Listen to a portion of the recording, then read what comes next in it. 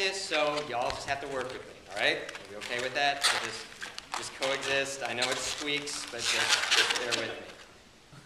So, in 1983, author Dan Kiley wrote a groundbreaking sociological expose entitled The Peter Pan Syndrome, Men Who Have Never Grown Up. Hey, no short jokes.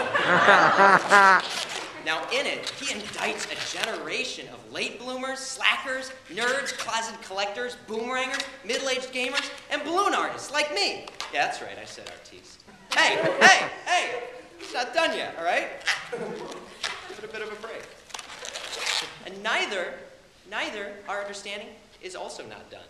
Because just now, over 20 years later, finally, a major rethinking of this Peter Pan profile has at last occurred in the form of what Christopher Noxon wrote as The Rejuvenile. It's a book, and it's sold a lot of copies, so that is a legitimate little source. Now, in it, he actually defends this perspective because he claims that maturity is more complex than what we've thought before. You know, that you can be twisting balloons, and it can still be a legitimate speech. And even if you forget a little bit of it, you can just move forward, because the point is that, you know, even if maybe people think you're a little bit immature, maybe you're a little immature, kind of selfish, myopic, you know, selfish, lazy, good-for-nothing little jerk-off, at least you got a poodle. Look at that. Look at that. Oh, that's awesome. For you, milady. Don't worry about the tip, just spread the good word. That's right, spread the word. Balloon magic is in the house. That's right. While you do that, I am going to go get my favorite Power Ranger collectible to help us preview our own investigation today. I call him Todd, and I'd really appreciate it if you would too. So Todd and I are going to first pit Noxon's reinvigoration of the Rejuvenile against Kiley's Peter Pan problem child. And secondly, we're going to verify the legitimacy and trends behind this growing cultural phenomenon, before finally looking at how one's age should no longer dictate their adult identity, and how we can all improve our relationships with our own inner children, and, you know, clean up any misunderstandings between you and your collectibles along the way, which is valuable, I think, for any long-term relationship, meaningful relationship. Look, I know it's a toy, all right? I know. So, before we can actually compare and contrast our differing Peter Pan perspectives, let's remind ourselves of who exactly we're talking about. Now, according to the January 2010 Psychology Today, the new adult is actually someone who can operate practically and responsibly while still indulging in their Star Wars comic books and Power Ranger collectibles. Wow, it's like they know me. This is crazy. Is this crazy or what? But it's actually not. It's actually not, as the February 2011 Wired pointed out, by saying that these cultural pacifiers are actually becoming an accepted and integrated part of our everyday adulthood. So whether it's playing Ultimate Frisbee, defending Count Chocula and Fruity Pebbles as a valuable source of 8 essential vitamins and minerals, or even touching up those pictures of you at Legoland, which, by the way, turned out fantastic. I mean, it may be the last profile pic I'll ever need. And I think that's great. I think that's awesome. But the Peter Pan syndrome disagrees. And so do my parents, who just start to shake their head every time I start to whine just a little bit about having to pay rent. And in my own house. In my own house, like it's my room, right? It's my room. I mean, how is this fair? This is not fair!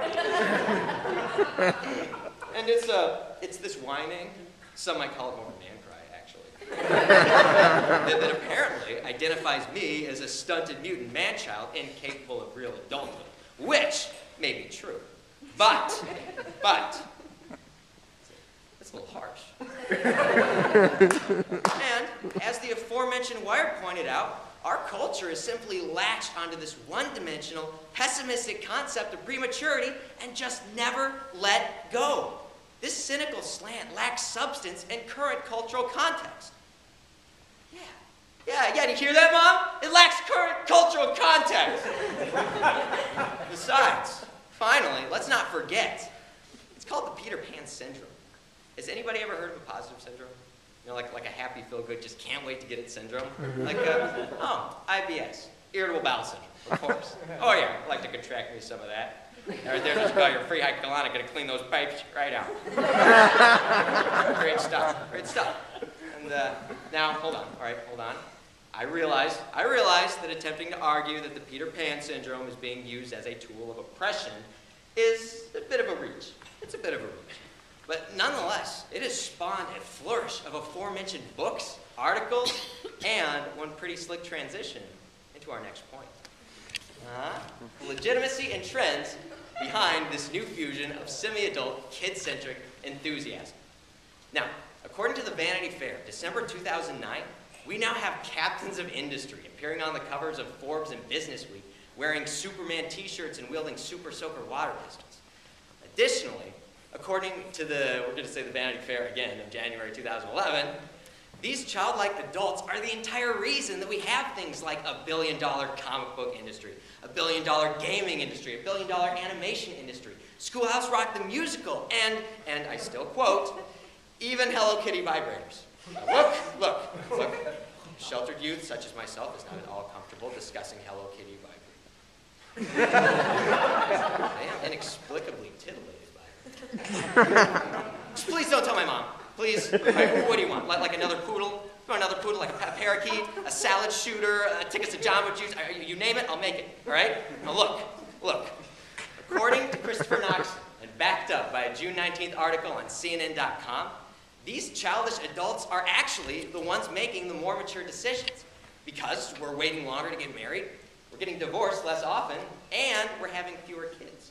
And the kids we are having are more environmentally concerned, technologically savvy, job-skipping little jagoffs. Lose, win. The point is that it's not uncouth to embrace your youth. That, let's be real, because here's the deal, I like the toy in my Happy Meal. It may seem odd, but I won't tell Todd because that'd just be insensitive. It's another toy. It really hurt his feelings. So let's just keep that between us, all right, and just move on. Just move on. Todd does not need to know. And now we can finally look at how we can apply these newfound understandings to our own lives. So the first step is to make an honest self-assessment. I mean, you may be a 22-year-old making a wise financial decision to stay in your parents' basement while going part-time at the local university. I mean, you may be. Like, you really may be. Or you may be a loser. Just a giant loser who spends just enough time selling pot to just barely sustain his World of Warcraft subscription while leeching off the goodwill of your overindulgent parents who have yet to call either a social worker, the police, or a military recruiter. That's how my dad explained it to me. And what about those of you who are still putting the sin in syndrome and beating up on your poor little inner Peter Pan?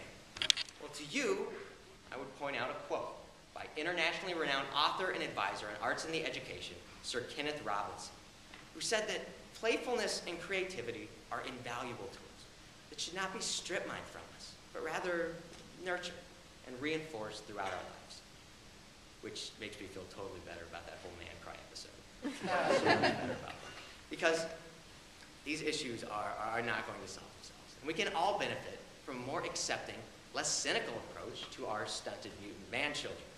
And as Christopher Knoxon pointed out, maybe we're realizing that maturity is a more complex process than simply lawn care, mutual funds, and frequent flyer miles. I mean, okay, let's be honest. I'm not exactly proud of my balloon gig, but from 1 to 5 on Tuesdays and Thursdays, I gotta say, I'm like the frickin' George Clooney at Chuck E. Cheese. So, now we did it. We did it. God, we did it. It's awesome. Fist bump. Pow. Locked it down. Exploded it. We now have a maturity redefinition and reassessment and some new applications to consider as we stumble forward through our speech and through our lives. And as we try to find that perfect balance of id, ego, and superego. Because it's okay if you want to throw in a few balloon poodles, a few magic tricks, some card tricks. I love card tricks. You want to throw in Legos or Barbie dolls or Skippets or comic books or Hello Kitty, but you get my point. Right? You got my poodle, right? Maybe I'll get a number. Not on your life? Okay. You know what? At least I still have Todd's shoulder to cry on. And hey, that's not immature, all right? That is information my therapist told me. Should never have left the office. Hey,